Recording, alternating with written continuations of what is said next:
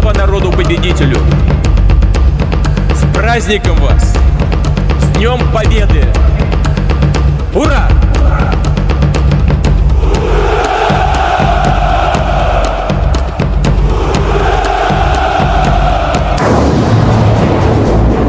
Saya sampaikan, saya akan lawan.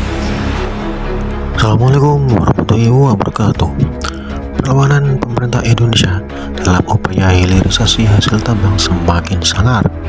Satu persatu negara tetangga bergabung mendukung Indonesia dalam gugatan hukum larangan ekspor hasil tambang yang dilayangkan Uni Eropa di WTO.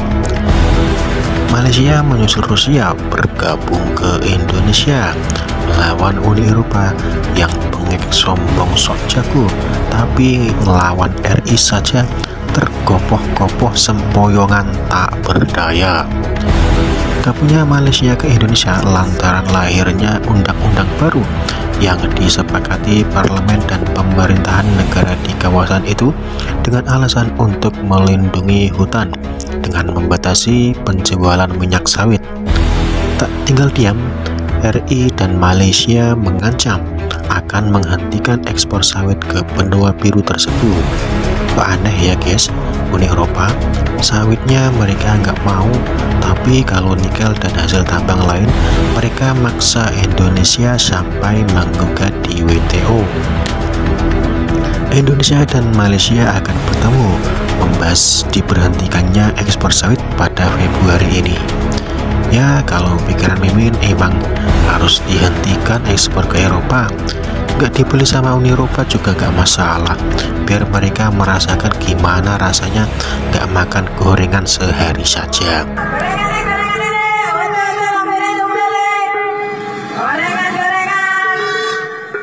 Atau paling parah mereka makan cuma pakai garam. Loh, kok cuma pakai garam? Garam kan juga mereka import dari Indonesia, dan itu termasuk yang akan dihilirisasi lagi. Nanti Indonesia ngelarang ekspor garam, Uni Eropa protes lagi. Waduh, emang dasar parah ismin Uni Eropa. Sementara itu RI tetap dengan gagah berani tak pedulikan Uni Eropa lagi. RI telah menyelesaikan peta hilirisasi meskipun masih dalam gugatan Uni Eropa di WTO. Indonesia akan mendapatkan nilai investasi sebesar 545,3 miliar dolar Amerika. Hal itu disampaikan oleh Pak Menteri Investasi Bahlil Lahadalia. Wah, Uni Eropa bisa gigit jari nih ya. Simak ya penjelasannya. Yang kita lakukan hilirisasi ini yang akan kita pakai juga untuk kami berserta tim terdiri Pak Didi, kemudian teman-teman dari IPB, kemudian beberapa teman-teman juga dari ITB dan teman-teman Indef itu melaporkan kepada Bapak Presiden terkait dengan pekerjaan yang kami sudah ditugaskan untuk membangun peta jalan hilirisasi yang menjadi fokus Bapak Presiden. Dan alhamdulillah pekerjaan sudah selesai dan kami sudah laporkan dibagi menjadi 8 bagian dan 20 dari 21 komoditas peta hilirisasi. Jadi selama ini kan kita bicara hilirisasi, peta jalan roadmap besarnya itu belum ada. Dan alhamdulillah tadi kami sudah laporkan dengan total investasi sampai dengan 2040 sebesar 545,3 miliar US dollar. Nah, tahapan-tahapannya juga tadi sudah kita bahas teknis dan nikel sudah kita lakukan dengan baik. Jadi prototipe nikel yang kita lakukan hilirisasi ini yang akan kita pakai juga untuk di sektor-sektor yang lain seperti timah, boksit, kemudian oil and gas, kemudian tembaga. Tidak hanya di sektor itu, tapi juga di sektor perkebunan, pangan, perikanan. Supaya ke depan Indonesia akan betul-betul fokus pada peningkatan nilai tambah. Instrumennya adalah hilirisasi. Dan ingat, negara di dunia ini yang mempunyai sumber daya alam, beda antara negara yang punya sumber daya alam yang tidak melakukan hilirisasi dengan yang melakukan hilirisasi.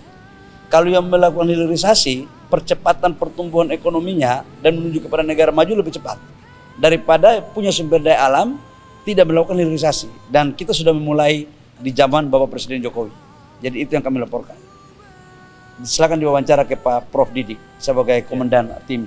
Jadi saya sebagai peneliti ya mendampingi Pak Menteri Bahlil mendukung apa yang sudah dilakukan oleh pemerintah yaitu hilirisasi menuju negara industri advance, advance industrial countries. Karena dengan jalan itulah kita jadi negara maju. Nah, Presiden sudah menyampaikan sebelumnya juga bahwa hilirisasi nikel yang ekspornya sebelumnya 2014 1,9 miliar, sekarang sudah 30 miliar. Baru satu, dan ini yang dibikin kajian ada 21. Ya. Dan Menteri Bahlil ini menerobos untuk dilakukan segera yang lain-lain agar bisa memperkuat ekspor kita, memperkuat ekonomi kita. Dan tentu memperkuat anggaran kita ya, agar bisa baik untuk kesejahteraan masyarakat. Dan sekarang dengan dukungan hilirisasi dan juga komoditi, ya ekspornya itu sudah 2 kali lipat dibandingkan 10 tahun yang lalu. Dan ini saya bagus dan perlu diteruskan dari nikel ke bauksit, ke timah, tembaga, emas dan sebagainya. Indonesia ini kaya sekali, sumber daya alam yang luar biasa. Masalahnya ya politik, kadang-kadang politik yang menghambat itu. Ya dengan mengekspor bahan mentah dia menikmati keuntungan, udah selesai, tapi untuk rakyat tidak ada. Gitu. Ya, Bapak Presiden sangat mengapresiasi kerja yang sudah kita lakukan, dan ini akan dijadikan sebagai salah satu referensi untuk menuju peta jalan hilirisasi. Kenapa? Karena ini sekaligus sebagai tindak lanjut daripada komunike bersama di G20 di paragraf 37. Di paragraf 37 itu adalah hilirisasi, nilai tambah dan kolaborasi menjadi satu kesepakatan. Dan kita sudah harus mempunyai peta jalan itu. Jangan kita mengusulkan tentang hilirisasi tapi Indonesia nggak punya peta jalan hilirisasi. Dan alhamdulillah tadi Bapak Presiden memerintahkan kepada saya sebagai Menteri Investasi untuk melakukan skala prioritas apa-apa saja yang harus kita lakukan sekarang. Katakanlah sekarang kita menyetop nikel, kemudian bauksit.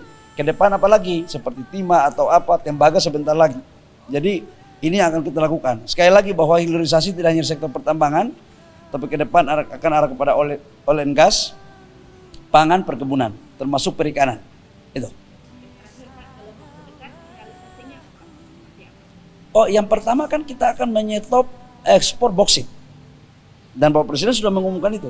Realisasinya adalah kita mencari investasi yang bagaimana memberikan nilai tambah pada bahan baku bauksit. Yang kedua, tembaga. Entar lagi kan bulan Juli stop secara undang-undang. Kita lagi mencari formulasinya bagaimana smelter-smelter yang belum selesai.